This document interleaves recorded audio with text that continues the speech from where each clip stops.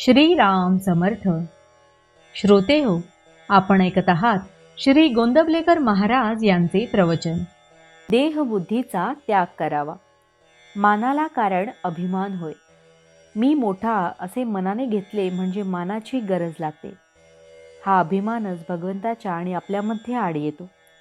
हा अभिमान घालवायला गुरु आज्ञेत राहणे, त्यांना शरण जाणे आणि त्यांनी सांगितलेली साधने करणे हे उपाय आहेत. पण ही साधने निराभिमानाने झाली पाहिजेत. हा अभिमान फार सूक्ष्म असतो. मी गुरु आज्ञेत राहतो, त्यांनी सांगितलेली साधने करतो, हे म्हणणे सुद्धा अभिमानाचेच बोलणे होय. खरे पाहता अभिमान बाळगण्यासारखे आपल्याजवळ आहे तरी काय? शक्ती की पैसा की कीर्ती? जगात आपल्यापेक्षा कितीतरी लोक मोठे आहेत, पण मौज अशी की भिक्षा मागणाऱ्याला सुद्धा मोठा अभिमान असतो. त्याने मला हट म्हटले तेव्हापासून त्याचा उंबरठा नाही चढलो मी, असे तो म्हणतो. तेव्हा हा अभिमान आणि अपमान ही काय चीज आहे याचा शोध आपण घ्यायला पाहिजे. याला अगदी मूळ कारण देहबुद्धी. ही देहबुद्धी नाहीशी झाली पाहिजे. एखाद्या झाडाला खत घालीत गेले तर ते मरेल कसे? मला लोकांनी बरे म्हणावे, मान द्यावा, शिव्या दिल्या तर वाईट वाटते. हे देहबुद्धीला खत घालण्यासारखे आहे. चांगले वाईट, मान अपमान सर्व देवाला अर्पण करावे. वस्तुतः कर्तेपणच त्याच्याकडे सोपवावे, म्हणजे त्या कृत्याचे परिणाम मनावर होऊ देऊ नयेत. व्यवहारात थोडा अभिमान लागतोच, पण तो केवळ कारणापुरता असावा. वरिष्ठाने नोकराशी वागताना अभिमान पाहिजे, पण तो तितक्याच पुरता. त्याचा मनावर परिणाम होऊ देऊ नये. ही देहबुद्धी. हा अभिमान जायला सद्गुरूचे होऊन राहावे. निदान बळजबरीने तरी मी त्याचा आहे असे म्हणावे. सद्गुरू तुम्हाला नकळत तुमचा अभिमान दूर करतील. परमार्था संतांचेच ऐकण्यात महत्त्व आहे. तेथे आईबाबांचे का ऐकू नये? तर ज्याचे मन त्याच्या ताब्यात आहे, ज्याचे मन स्थिर झाले आहे किंवा ज्याचे मन नेहमी भगवंतापाशी आहे, अशाचेच ऐकण्यात विशेष आहे. आपल्या देहबुद्धीची तरा मोठी विलक्षण असते.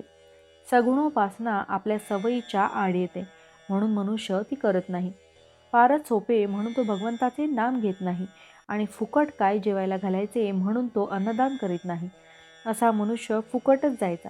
देहबुद्धीला ताळ्यावर आणण्यासाठी संतांच्या ग्रंथाच्या वाचनाची गरज आहे.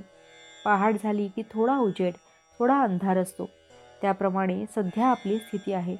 देहबुद्धीच्या अंधारात भगवंताच्या स्मरणाचा किंचित उजेड आहे. हा देहबुद्धीचा अंधकार जाऊन पूर्ण प्रकाश दिसायला भगवंताच्या अनुसंधानासारखा दुसरा कोणता उपाय असणार? भावार्थ, मीपणाची आणि अभिमानाची पूर्णाहुती देणे हाच खरा यज्ञ होय.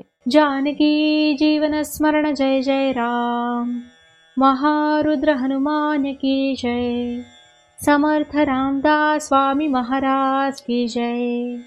सब संतन की जय. श्री अनंत कोटि ब्रह्मांड नायक राजाधिराज सच्चिदानंद सद्गुरु श्री ब्रह्म चैतन्य महाराज की जय.